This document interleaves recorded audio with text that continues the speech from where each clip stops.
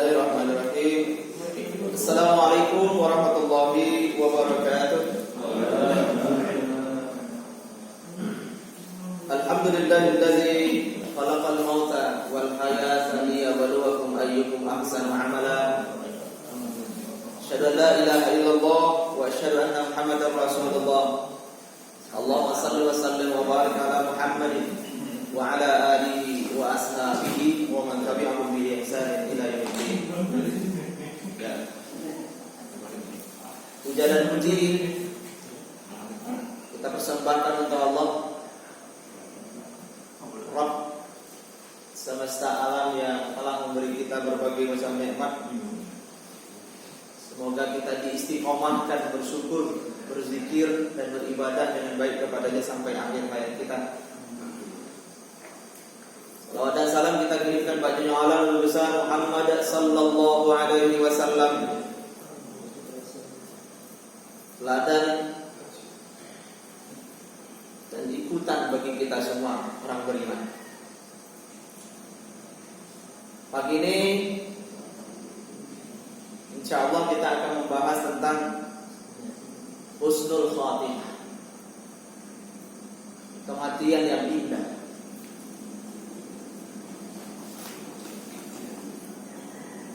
Husnul khatimah paling tidak berhubungan dengan tiga hal: keadaan, waktu, dan tempat.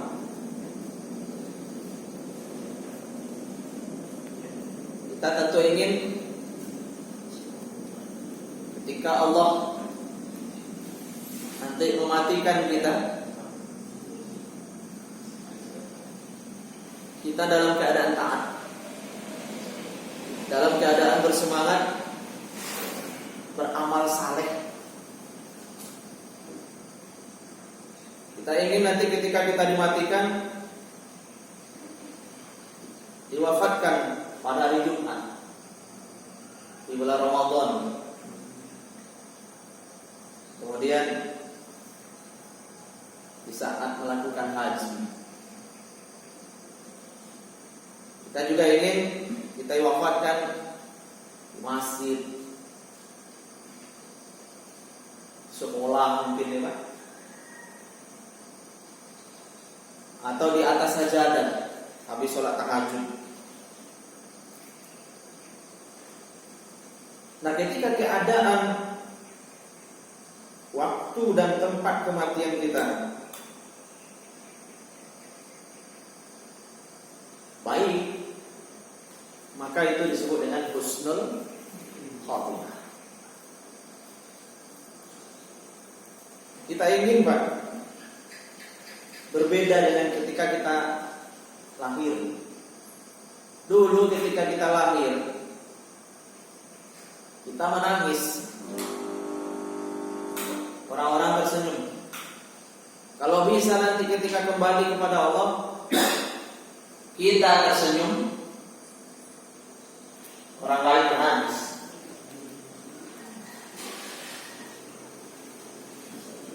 Inilah yang kira-kira disebut dengan husnul khatimah. Apa maksudnya kita tersenyum, orang lain menangis? Kita tersenyum karena diperlihatkan tempat yang akan kita huni nanti setelah kematian kita. Orang lain menangis karena menangisi kepergian kita, karena keberadaan kita itu full manfaat. Jadi keberadaan kita itu betul-betul dibutuhkan oleh yang lain. Sebagaimana orang-orang saleh yang kita lihat di hari kematian, orang-orang pada berduka, orang-orang pada bersedih. Ustaz Arifin Ilham, Syekh Ali Jaber, walaupun mereka sudah meninggal, tapi magnetnya nggak berkurang. Bahkan dengan kematiannya orang-orang semakin penasaran untuk tahu ilmu-ilmu yang selama ini dia sebar. Nah, kita tentu juga ini menjadi magnet ya. Orang-orang tertarik untuk tahu kebaikan menghilangkan keburukan kita. Nah, ini adalah tentu yang selalu harus kita harapkan ya, agar Allah memberikan untuk kita. Di dalam surah Al-Hasyr ayat 18 Allah mengingatkan, "A'udzubillahi minasyaitonir rajim. Bismillahirrahmanirrahim. Wal tanzur nafsum ma qaddamat lighad." Hendaklah setiap diri memperhatikan apa yang telah disiapkannya untuk hari esok. Di dalam tafsir Al-Qur'an Al-Azim, hari esok di situ maknanya adalah hari kiamat, hari dibangkitkannya nanti kita oleh Allah, di mana pada hari itu semua kita akan berdiri di hadapan Allah untuk mempertanggungjawabkan semua amal kita. Tapi kalau kita tadabburi secara lebih spesifik ya, Allah itu juga bisa bermakna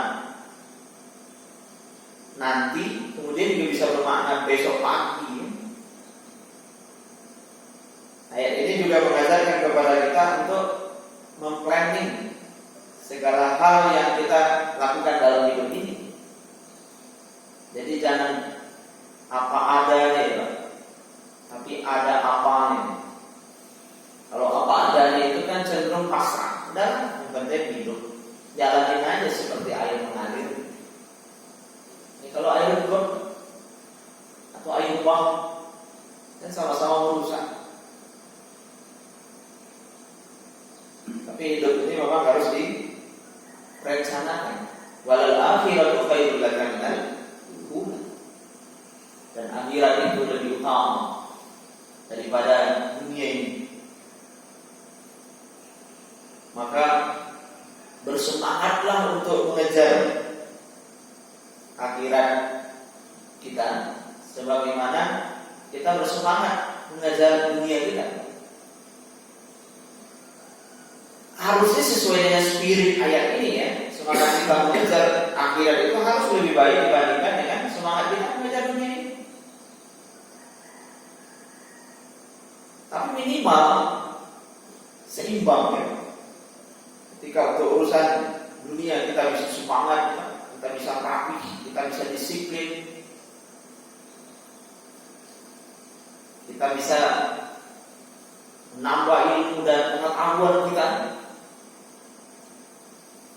Ideal itu akhirat juga harus seperti itu.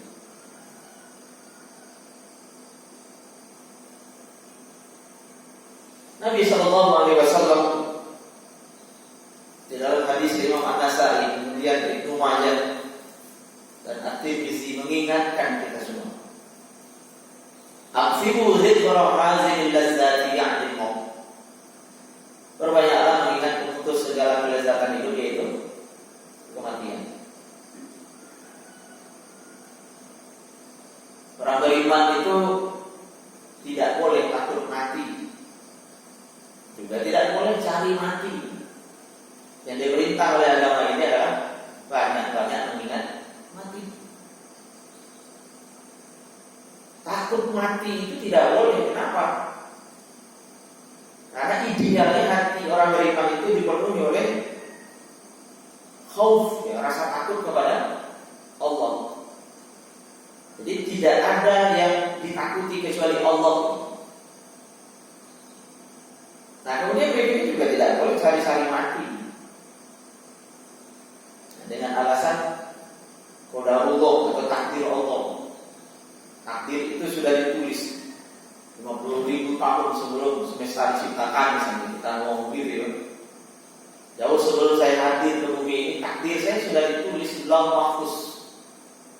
Saya mau mati atau mau hidup karena satu sebab, nggak soal bagi saya. Nah, ketika dia diperingatkan, tetap aja misalnya tidak mau mengindahkan peringatan itu. Nah, itu namanya sari-sari mati ya.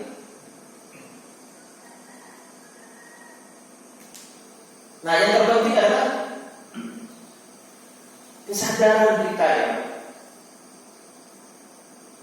Karena orang cerdas itu kata Nabi adalah orang yang sadar diri sadar diri, Pak. Sadar diri ini akan berpulang, sadar diri ini akan berakhir. Datang dari Allah, sedang berada di bumi Allah dan akan kembali kepada Allah. Enggak cukup sampai di situ.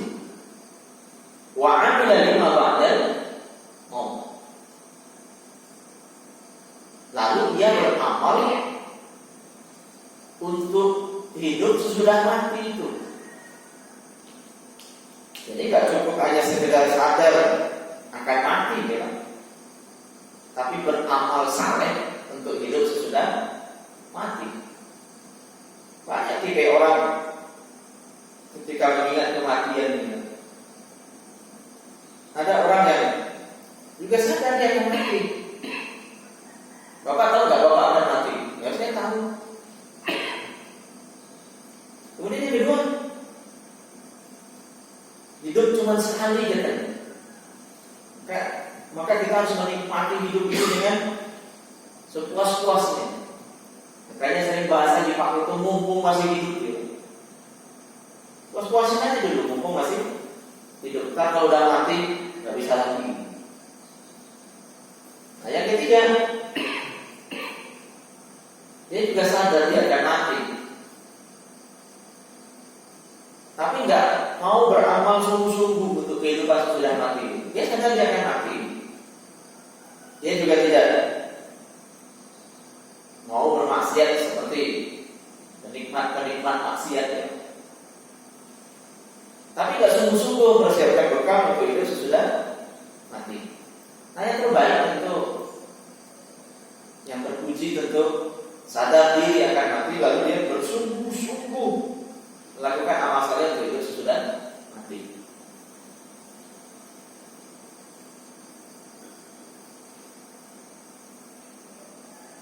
Ini pengingat utama bagi kita orang yang masih diberi hidup oleh Allah. A'udzubillahi minasyaitonir rajim. Bismillahirrahmanirrahim.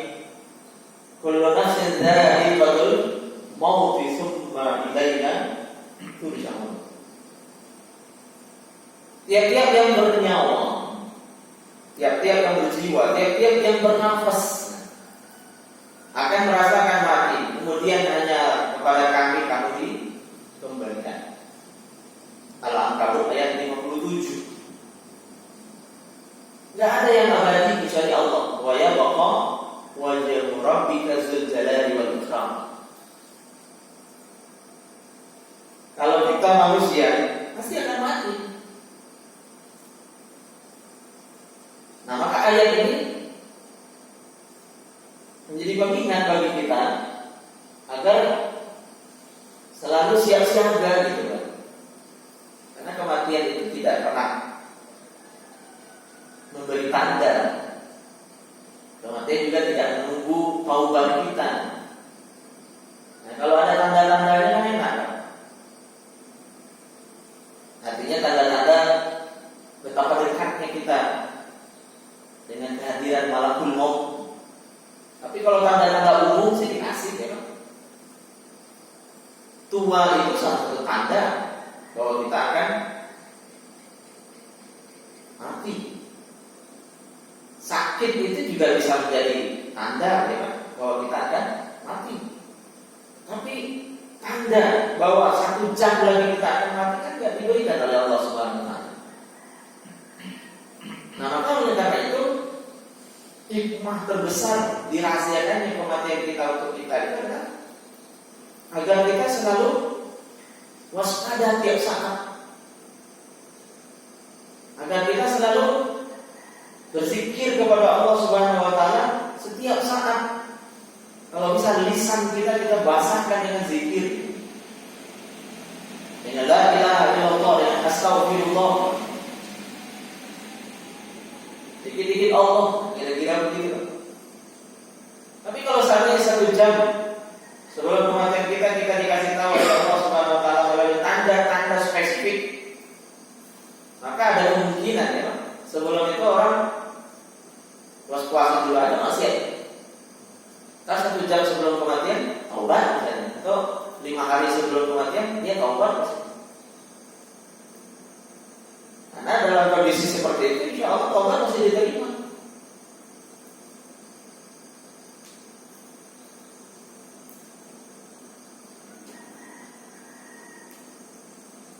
Nah, kemudian berikutnya, hanya Allah yang mengetahui waktu pasti kematian ini. Wa ma tadri nafsun bi ayyi ardin tamut, dan tiada seorang pun yang dapat mengetahui di bumi mana dia akan mati.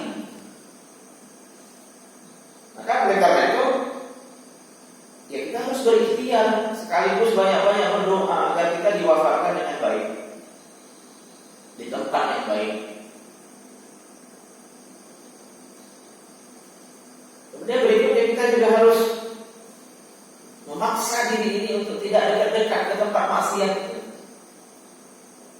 Nah, dia sama teman misalnya ke tempat-tempat di mana di situ banyak kemaksiatan terjadi. Nah, kita kalau bisa menolak saja. Kan ada pilihan tempat lain, kan nggak harus ke situ. Kenapa begitu? Ya kita takut nanti takdir kematian kita di situ. Nah, betapa malunya keluarga besar bapak, teman-teman bapak, manakala bapak yang terkenal saleh, ya, aktivis masjid, hatinya terikat dengan masjid, istiqomah. Nah, tapi meninggal misalnya di tempat prostitusi,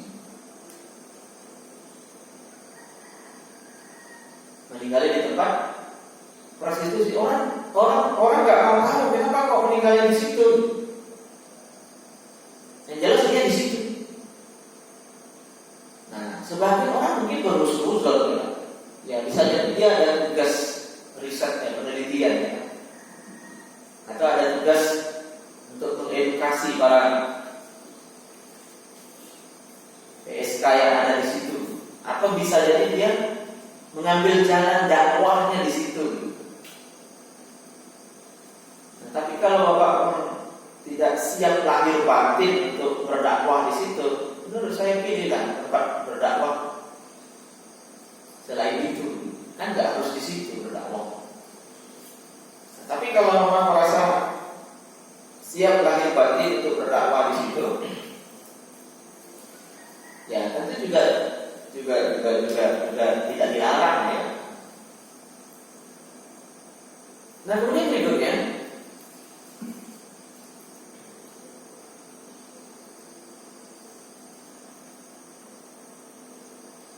ini kabar gembira bagi kita orang yang beriman, ya, bahwa insya Allah kematian kita itu indah. Kematian kita itu indah. Karena orang beriman itu, sebagaimana disampaikan oleh Ibnu Qayyim al-Jauzi, harus punya gambaran bahwa kematian bagi dia itu indah. Karena kata beliau, kematian bagi orang yang beriman itu adalah momen mudik, momen pulang kampung, gitu. Karena kampung kita yang sebenarnya itu adalah surga. Dulu nenek moyang kita, Nabi Adam dan Hawa itu tinggal di surga. Lalu diturunkan oleh Allah Subhanahu wa taala ke bumi ini. Nah, ketika kematian datang kepada kita, berarti kita tengah mudik. Nah, kira-kira begitu. Maka bapak-bapak ketika zikrul maut, ketika mengingat kematian, jangan hanya yang diingat beratnya sakaratul maut, ya. Jangan hanya yang diingat akan seperti apa nanti setelah kematian. Saya akan meninggalkan kehidupan ini lalu pindah ke alam barzakh, gitu. Nah, sehingga akhirnya yang ada di dirinya hanya ketakutan. Tapi kalau bisa juga dibangun, ya, semangat positif thinkingnya, kegembiraan. Kematian itu kita akan bertemu dengan Allah, ya. Kemudian insya Allah kematian kita itu ibarat kita pulang kampung, ya. Terus berikutnya kematian itu insya Allah indah, nggak sakit, ya. Nah, kenapa begitu? Karena di dalam hadis yang diriwayatkan oleh Imam Ahmad, ya. Dan hadis ini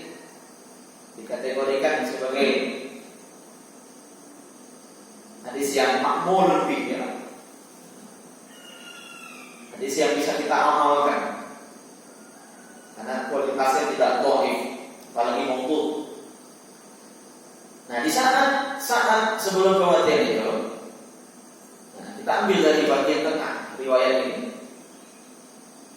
Yaji'u malakul maut, nah, malaikat maut datang. Lalu dia duduk di dekat kepala orang yang hendak meninggal itu. Fayaqulu, lalu kemudian malaikat maut itu berkata, Ayyatuhan nafsut thayyibah, wahai diri yang baik, ukhruji ila maghfiratin minallahi wa ridwanin, keluarlah menuju ampunan dari Allah dan keridhaannya. Lalu setelah itu apa yang terjadi? Tasilu kama tasilul qataratu min fis-siqam, keluarlah ruh orang itu sebagaimana keluarnya air ya, ketika dituang dari sebuah ceret atau berikut gitu. Kan tidak ada halangan, tidak ada penghambat, ya, keluar lancar keluar. Nah maka di dalam riwayat ini terlihat dengan jelas bagi kita, tidak dicabut ya. Perhatikan sekali lagi, tidak disambut. Kalau disambut itu kan, kalau kita membayangkan disambut kan. Katakan bapak nyambut rumputnya, ya pasti tercerabut sampai ke akar-akar, bahkan ada yang terputus kan. Atau kita nyambut paku ya, pasti ada yang rusak di situ. Ya. Tapi di riwayat ini digambarkan kepada kita, ya, ruh itu disuruh keluar. Nah, lalu keluar ruh orang beriman itu sebagaimana keluarnya air dari mulut. Nah, dari mulut apa? Ceret, teko itu.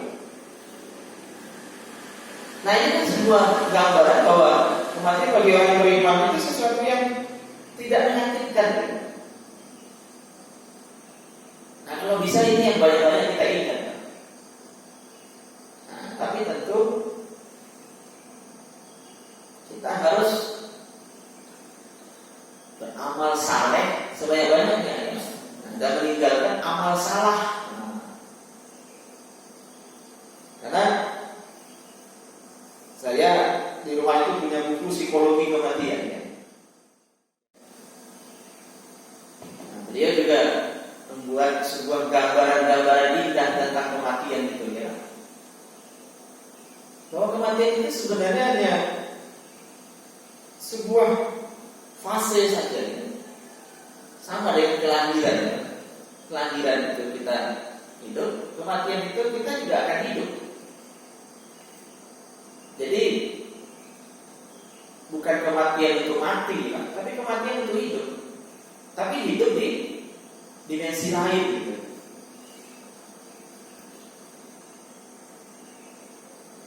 Nah terus lebih jauh, dia juga menyatakan bahwa kematian itu ibarat orang wisuda, dan kampusnya adalah kehidupan ini. Jadi bumi ini menjadi universitas, bukan? Universitas kehidupan, di mana di situ kita melakukan tugas-tugas ketuhanan. Allah ngasih tugas, ya. Ini kalau dilakukan, ini jangan dilakukan. Persis seperti di kampus, ya. Ada tugas yang harus kita kerjakan. Kalau nggak dikerjakan nanti nilainya C atau bahkan nggak lulus, ya. Nah kalau di universitas kehidupan ini juga ada remedial. Ketika kita sadar, diingatkan, ya kita kemudian mengulang kembali, ya. Kita sadar, lalu kita memperbaiki kualitas iman, amal dan akhlak kita setelah itu. Ya.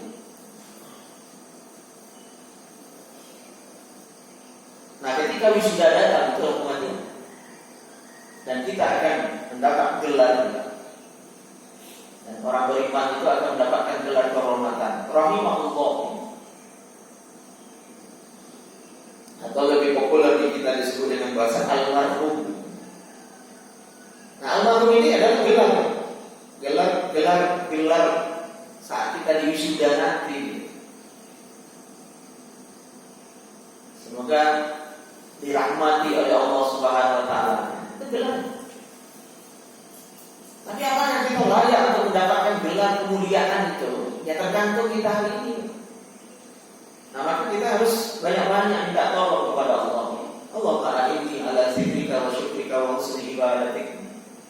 Kemudian yang kedua, kita harus paksa diri kita untuk melakukan tugas-tugas Allah. Sebab kalau kita tidak paksa diri kita, bisa jadi kita, kalau ibarat di kampus itu DO gitu, dikeluarkan oleh kampus karena kelamaan kuliah nggak selesai-selesai. Atau kalau tidak di DO, menjadi mahasiswa abadi gitu.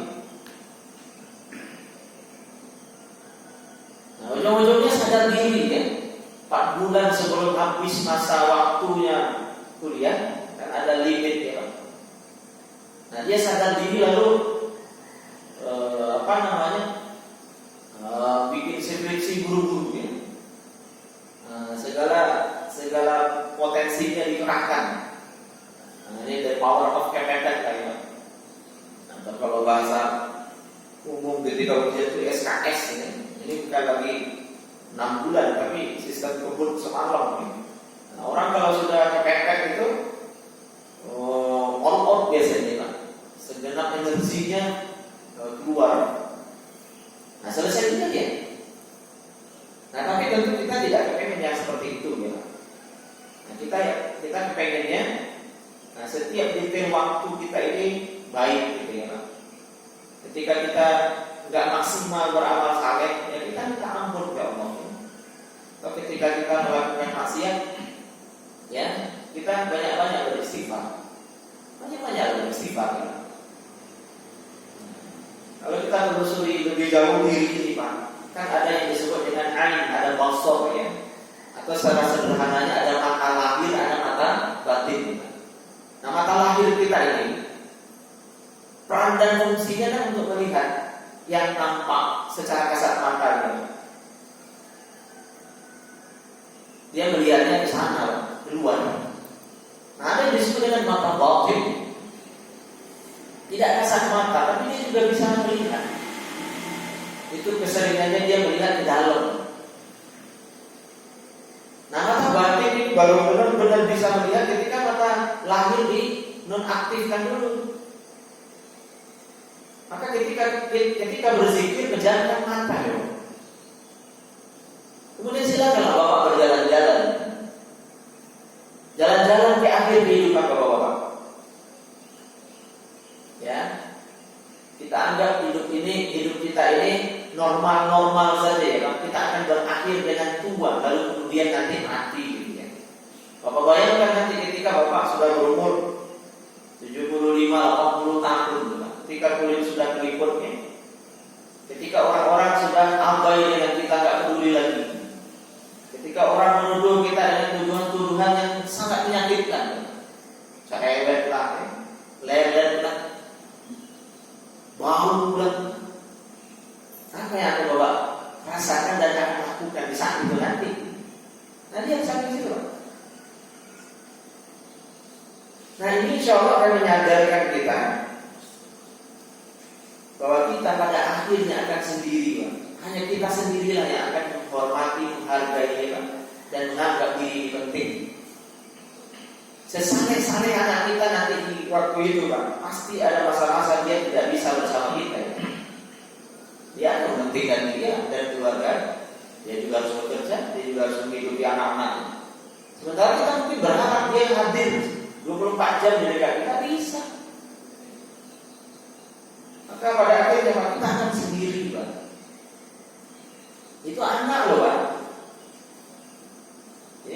Pasangan juga begitu. Sudah dicontohkan di dalam Quran tentang kisah istri Nabi Ayub, berat untuk sabar itu. Nah, kemudian berikutnya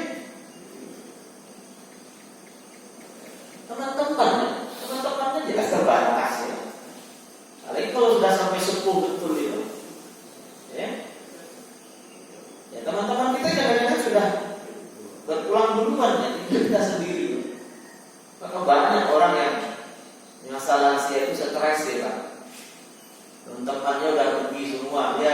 hidup. Nah, kalau imannya tidak kuat, Pak, bisa jadi dia juga berharap akan dimatikan saja.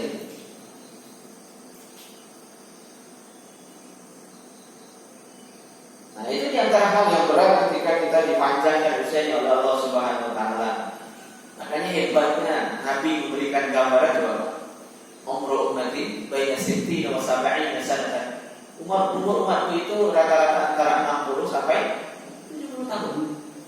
Karena 60-70 tahun itu kita belum jadi beban. Maka ketika nanti umur kita 60 tahun, sebagaimana nasihat Imam Malik, jadikan kain kafan sebagai pakaianmu. Jadi fokus itu kalau bisa mau pulang kampung dah. Nah, jangan lagi sibuk membicarakan, memikirkan dan melakukan hal-hal yang hanya menambah rusak.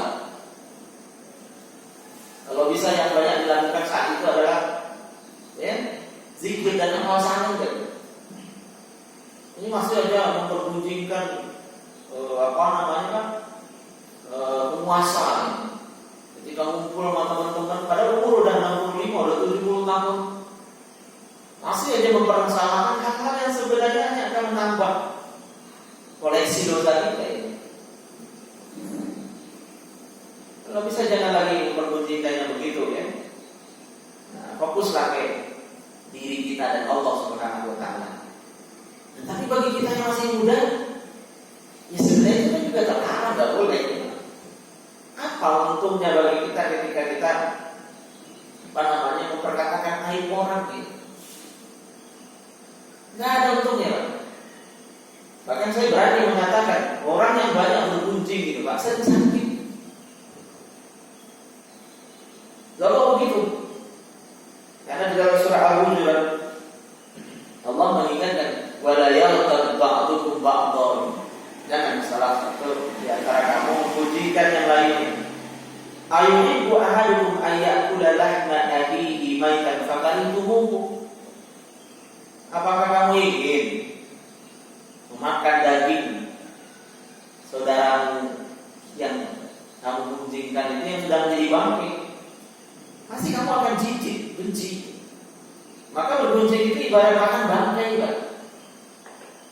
Nah, orang yang senang betul bergunjing berarti dia penikmat bangkai. Coba Bapak bayangkan, ibarat makan bangkai. Bangkai yang dimasukkan ke dalam diri pasti akan merusak sel-sel tubuh kita.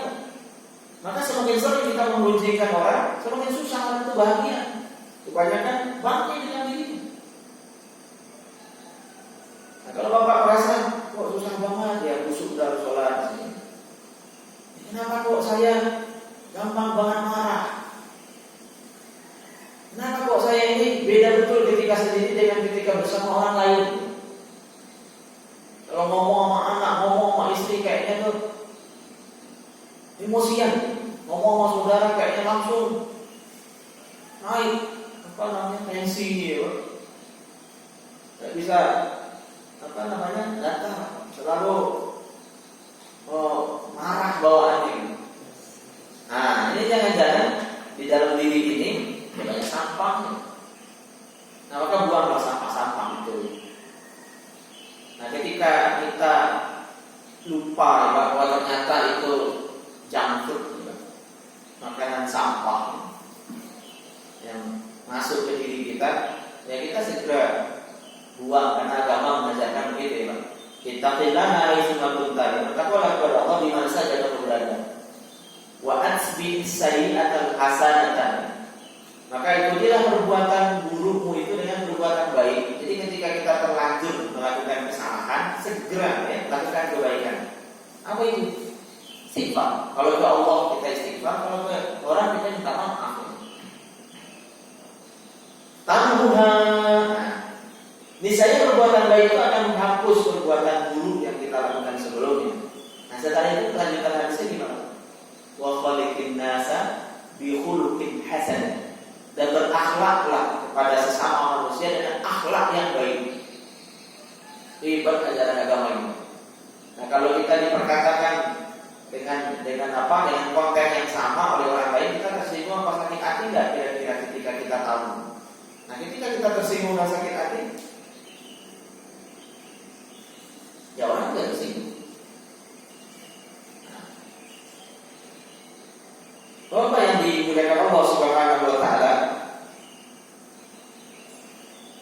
Ini harapan orang-orang yang sudah mati, Pak.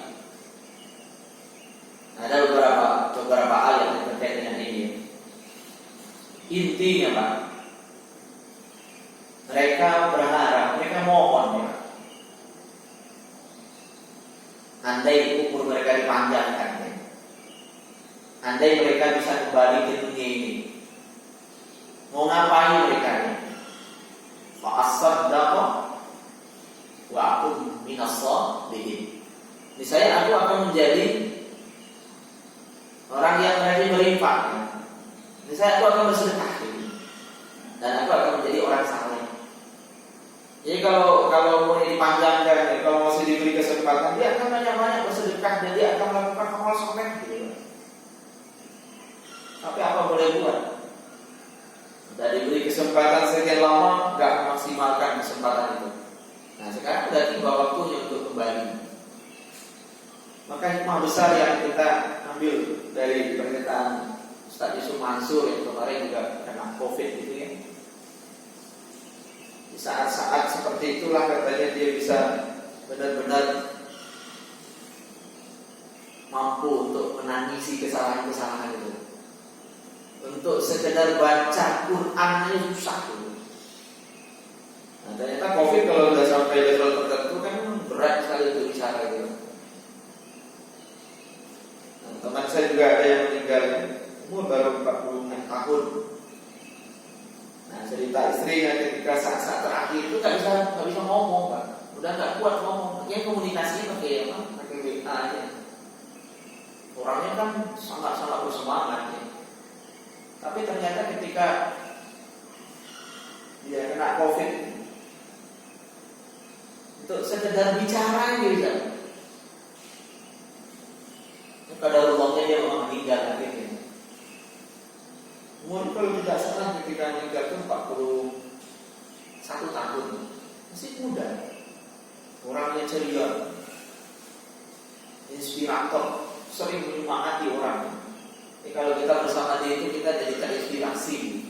Tapi takdir Allah menghendaki dia meninggal karena COVID. Nah kita yang masih diberi hidup, Pak, walau hidup ini singkat. Ingat saya Jalaluddin Rumi itu pernah mengatakan untuk hidup yang hanya setengah tarikan nafas ya. Kita kan sebenarnya cuma narik nafas saja. Nah, kemudian kita keluarkan lagi kan. Nah, pada saatnya nanti kita bisa narik, nggak bisa lagi ngeluarin. Jadi kita singkat hidup ini. Ya, maka manfaatkanlah hidup yang singkat ini dengan baik. Nah, beberapa hal yang ingin saya sampaikan terkait dengan kematian yang tidak husnul khotimah itu, yang mesti kita siapkan dengan baik. Satu ya, Pak, mencintai Allah dengan sepenuh hati. Penuhi diri ini dengan kecintaan kepada Allah. Kalau diri ini sudah dipenuhi dengan kecintaan kepada Allah, maka insya Allah Ar-Rahman Ar-Rahim itu akan dominan. Maha Pengasih lagi Maha Penyayang. Kita akan melihat kehidupan ini dengan Ar-Rahman Ar-Rahim, dengan kasih sayang. Hati kalau dipenuhi oleh kecintaan, maka tidak ada tempat bagi kebencian di situ. Hati kalau dipenuhi dengan iman, maka tidak ada kufur di situ. Nah, kenapa orang masih hobi maksiat? Ya karena bisa jadi dirinya ini, di diri itu masih banyak space untuk itu. Nah, sehingga ya kekuatan-kekuatan syaitani masih menggerakkan dia untuk bermaksiat. Nah, maka ya isilah diri ini dengan baik, dengan kebaikan-kebaikan. Nah, karena Nabi kita menyampaikan siapa yang senang bertemu dengan Allah, Allah juga senang bertemu dengannya. Ya. Nah, bagaimana kiat kita mencintai Allah? Di surah Ali Imran ayat 31. Qul in kuntum tuhibbuna Allah, kata Muhammad, jika kalian mencintai Allah, fattabi'uni, maka ikutilah aku. Ikutilah Nabi Muhammad. Ikutilah sunnah-sunnahnya. Kita pelajari kembali secara lebih detail dan lebih serius ya, Pak. Sunnah-sunnah Nabi kita. mulai dari bangun tidur sampai tidur lagi, kan ada sunnahnya. Mulai dari bangun tidur kita awalnya dengan doa, kita ingat sunnah, kita mengamalkan itu karena kita ini Pak. Ini dapat dua keistimewaan. Apa itu kan? Yuhibbukumullah wa yaghfir lakum dzunubakum. Ya. Niscaya Allah akan mencintaimu dan mengampunimu. Jadi cinta Allah dan ampunan ini yang akan kita dapat. Cinta Allah dan ampunan. Allah cinta, Allah jadi senang gitu ya. Nah, kemudian Allah akan ampuni kita. Nah, cintanya Allah itu kan berhubungan dengan surga. Kalau udah cinta, Pak, semua jadi termaafkan. Nah, ini bisa kita kaitkan dengan kehidupan kita sehari-hari, Pak. Cinta itu memaafkan segala hal, Pak. Kalau orang sudah melihat dengan kacamata cinta, ya, segala kekurangan, kesalahan itu diabaikan. Tapi kalau orang sudah melihat dengan kacamata benci, Pak, sebaliknya, kebaikan yang diabaikan. Ada 99 kebaikan pada diri orang itu, tapi kan dia dasarnya benci, Pak. Satu kesalahan itu yang besar di matanya. Tapi kalau udah cinta, ada 99 kesalahan. Ya. Ada hanya satu kebaikan. Satu itu yang kemudian dibesarkan. Nah, kemudian berikutnya ampunan. Ampunan itu kan berhubungan dengan neraka. Kalau kita diampuni oleh Allah, insya Allah masuk neraka. Nah, maka mulailah kembali mempelajari sunnah-sunnah Nabi kita secara detail, ya. Di mana ada makan, di mana ada berjalan, ya. Di mana ada tidur. Kemudian berikutnya sholat-sholat sunnah, ya. Misalnya siapa yang bisa melakukan sholat sunnah 12 rakaat, ya, setiap hari, maka akan dibangunkan baginya sebuah istana di surga. 2 rakaat sebelum subuh, 4 rakaat sebelum zuhur, 2 rakaat setelah zuhur, 2 rakaat setelah maghrib, 2 rakaat setelah isya. Kita rawat ini dengan baik, insya Allah kita akan dapat cinta Allah dan ampunannya. Ya, duha misalnya, walau banyak perdebatan duha, nggak mesti tiap hari. Tapi ketika kita melakukan duha tiap hari kan juga tidak dilarang. Nah, jangan masuk ke wilayah perdebatan yang akan menyebabkan kita nggak melakukan amal saleh itu, ya. Nah, itu satu lah. Nah, kemudian berikutnya, cinta ini mesti dijaga karena Allah itu pencemburu. Sesungguhnya Allah itu maha pencemburu, dan kecemburuan Allah itu ketika seorang mukmin melanggar apa yang Allah larang. Kecemburuan terbesar Allah itu ketika kita syirik. Agama ini agama tauhid. Allah itu esa, Dia yang mencipta, Dia yang menjaga, Dia yang mematikan. Maka ketika kita berhadapan dengan masalah, kembalikan kepada Allah. Jangan fokus dengan masalahnya, tapi fokus dengan Masya Allah. Karena nggak mungkin terjadi masalah itu dengan diri kita kalau Allah nggak menghendaki. Nah, sabar itu sampai akhir, ya. Nah, seberat apapun ujian kita, ya, dikit-dikit Allah. Silakan Bapak berteriak, mengeluhkan rasa sakit itu, tapi keluhkanlah kepada Allah, bukan kepada makhluk. Nah, ini tentu harus kita latih, ya, Pak. Ketika kita sakit, ya Allah, sakit, la ilaha illallah. Nah, kenapa harus mempersalahkan makhluk, ya? Dokternya salah, perawatnya salah, istrinya salah, anaknya salah, ya. Cara ngedudukin dia ada ketika dia sakit salah. Nah, kalau zikrul makhluk, ya, bukan zikrul khaliq. Selalu ingatnya itu makhluk, bukan Allah. Takutnya nanti, Pak. Ketika kita mati, kita sebut makhluk. Masa ketika kita didatangi malaikat maut, kita nyumpah-nyumpahin apa namanya anak kita, istri kita, tetangga kita, kan alhamdulillah. Tapi ketika kita meninggal nanti, di saat kita misalnya memang lagi puncak rasa sakit misalnya, insya Allah teriakan kita kan teriakan yang baik. La ilaha illallah. Jadi enak dan jadi cerita di mana-mana. Karena di kampung kami itu juga saya dengar langsung dari orang yang menyaksikan kematian ini. Saya sampai ditelepon ngabarin kematian yang bersangkutan. Dia itu terkenal preman gitu ya, ditakutin orang karena bola negeri hitam gitu ya. Nah, terus berikut perilakunya juga dulu ya, ketika muda itu ya preman lah gitu Pak. Tapi kematiannya apa yang diucapkan sama dia? La ilaha illallah gitu. Akhirnya saya tanya kok bisa begitu gitu saya. Lalu diceritain sama yang menyaksikan sakaratul maut itu. Dia memang beberapa bulan belakangan ini tobat dan istiqomah ke masjid. Sholat subuh berjamaah ke masjid, kemudian berikutnya nanti zuhur suka begitu juga. Dan dia berubah drastis. Nah ini kan hak prerogatif Allah ya. Nah kita memang kepengen ya dulu aliran dan hilirnya baik ketika kecil, ketika remaja, ketika dewasa dan tua kita baik. Tapi kan nggak ada jaminan. Nah, maka ada kata-kata menarik apa ya? Yang taat jangan merasa sombong, ya. Yang maksiat jangan merasa putus asa. Karena orang yang dulu membenci Rasulullah, ya, bahkan ingin membunuh Nabi Shallallahu Alaihi Wasallam, kini jasadnya terbaring di samping baginda. Siapa itu? Tuhan yang Allah. Orang yang dulu membunuh sepedang untuk membunuh Nabi. Siapa yang gak takut sama beliau ketika masih kafir? Tapi kini jasadnya terbaring di samping baginda. Maka kita tidak terlalu nggak boleh terlalu Pak, pesimis bahkan suzon. Nah, karena kita lihat bapaknya begini, ibunya begini. Kita tahu lah bapaknya Umar itu siapa, ibunya Umar itu siapa.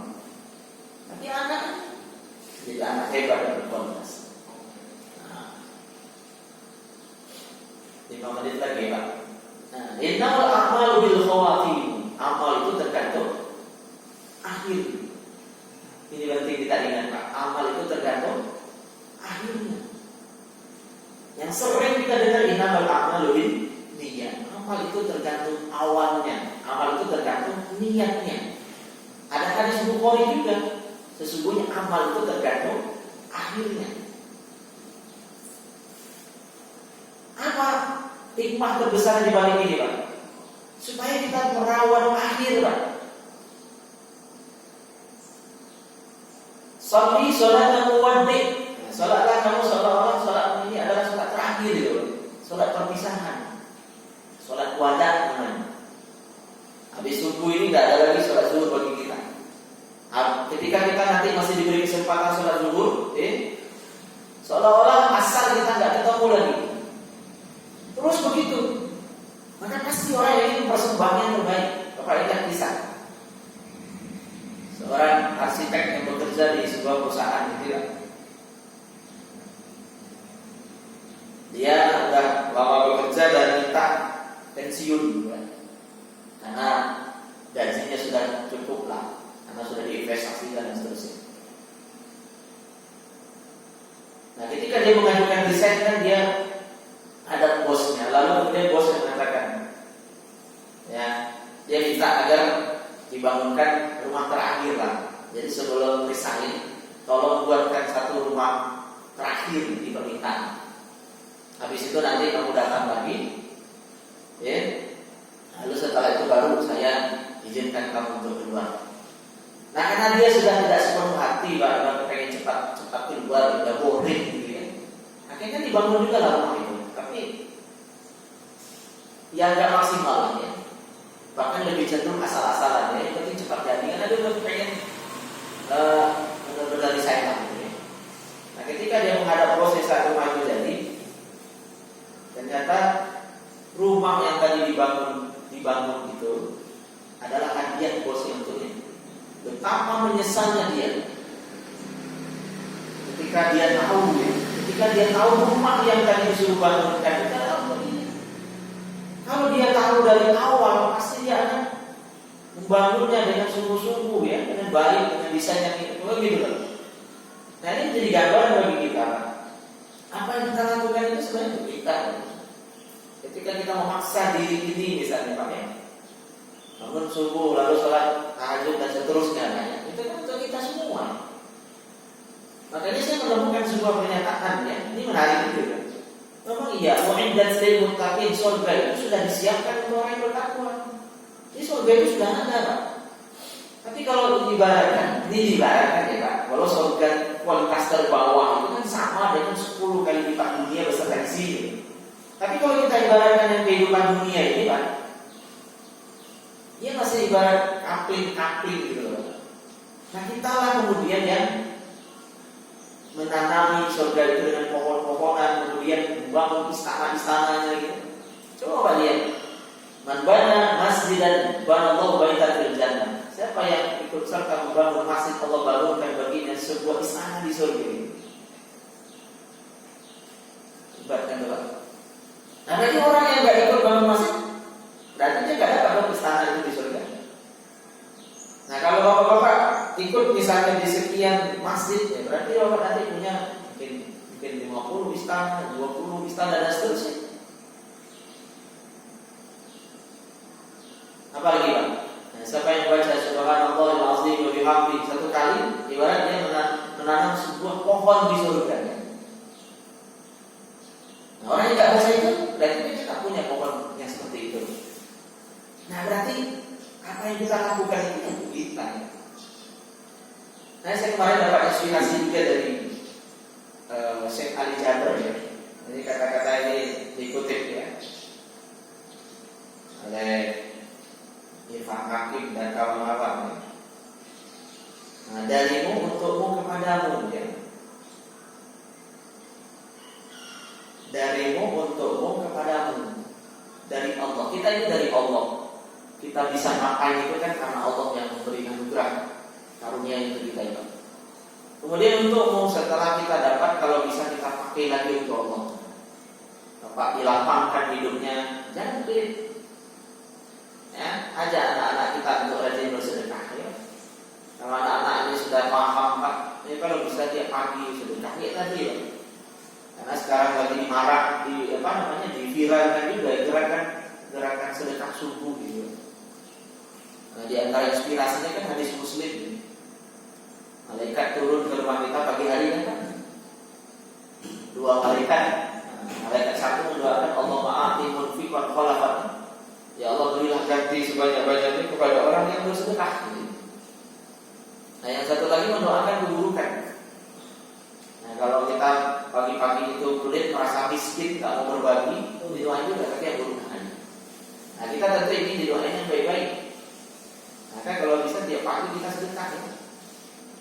Nah, nanti mungkin dibikin kalau di sini tadi kan ada apa namanya kotak amal berjalan itu saya terus kala itu.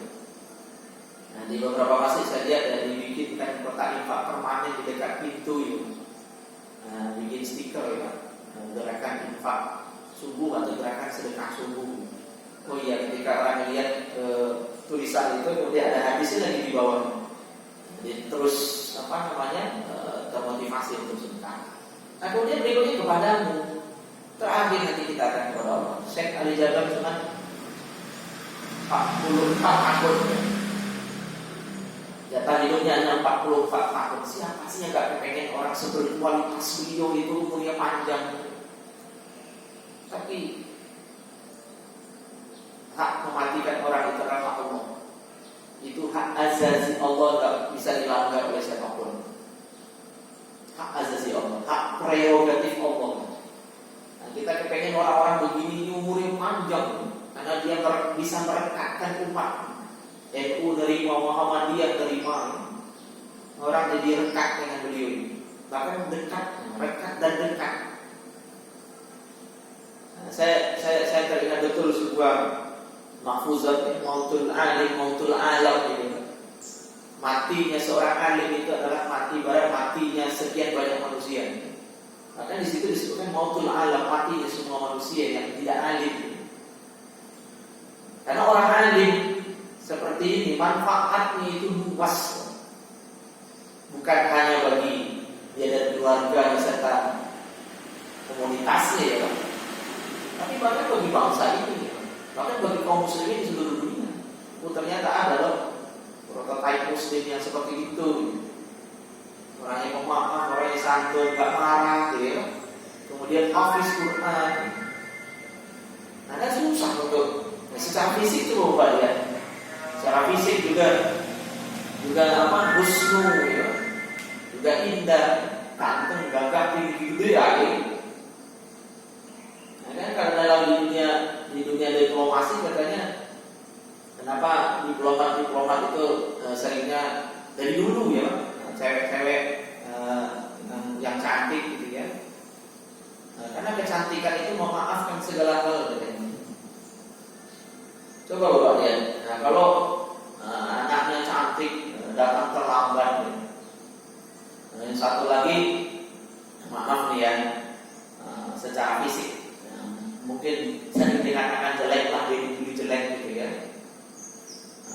Dalam jelek, jarang mandi dan seterusnya bau gitu ya. Nah, sama-sama datang terlambat, nah, kira-kira gimana perlakuan orang terhadapnya? Kecenderungannya kan yang cantik dimaafkan. Nah yang kedua cenderung tidak dimaafkan. Ini juga berlaku. Saya memperhatikan kayak Dihya Al-Kalbi, Pak. Kenapa duta dakwah Nabi itu misalnya ada Dihya Al-Kalbi, kemudian ada Mus'ab bin Umair yang diutus oleh Nabi kita ya. Terus ada Mu'az bin Jabal yang diutus ke Yaman. Karena mereka itu secara fisik ganteng ya, cerdas, akhlak juga mulia. Jadi request itu benar-benar diterapkan juga oleh Nabi. Kalau udah untuk urusan diplomasi, yang diutus itu orang-orang yang kompeten di bidang itu ya. Jadi tidak asal mutus. Nabi itu strategi juga begitu, karena ini hukum apa ya? Hukum alam kan, manusiawi, ya, insani. Jadi di mana-mana juga berlaku yang begitu universal gitu ya. Nah, Bapak yang dimuliakan Allah Subhanahu Wa Taala, itu saja beberapa hal yang bisa saya sampaikan kali ini. Mudah-mudahan sedikit banyaknya mengingatkan kita kembali ya Pak, bahwa kita ini dari Allah ya.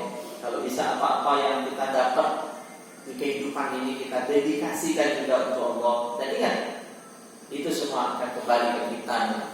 Dan ketika tiba waktunya nanti kita akan diwafatkan oleh Allah Subhanahu Wa Taala. Kita berharap kita diwafatkan dalam keadaan husnul khotimah.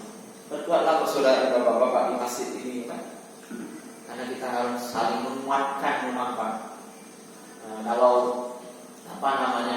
satu persatu mungkin ada yang mulai risih resah, bahkan mungkin rusuh dengan keadaan masjid ini. Ya kenapa tidak didialogkan? Ya? Kenapa tidak dimusyawarahkan supaya masjid ini menjadi magnet Pak? Masjid ini kalau bisa jadi sumber mata air, bukan sumber air mata. Nah, jangan sampai nanti masjid udah bagus, jamaah yang tadinya istiqomah malah satu persatu meninggalkan masjid ini. Setan senang banget begitu ya. Tadinya berjamaah, nah sekarang di rumah. Alasannya apa coba? Imamnya bukan imam sunnah, imamnya ahlul bid'ah. Jangan begitu menurut saya. Janganlah ya. Janganlah sampai gara-gara ilmu yang kita peroleh kita jadi memisahkan diri dari jamaah kaum muslimin Pak. Justru kalau bisa ilmu yang kita peroleh itu kita sebarkan kepada yang lain, sehingga yang lain juga tahu ilmu itu untuk kemudian diamalkan. Faqabilu ya bil asar, nasallallahu alaihi wa sallam. Subhanakallahumma wa bihamdika, asyhadu an la ilaha illa anta, astaghfiruka wa atubu ilaik. Assalamualaikum warahmatullahi wabarakatuh.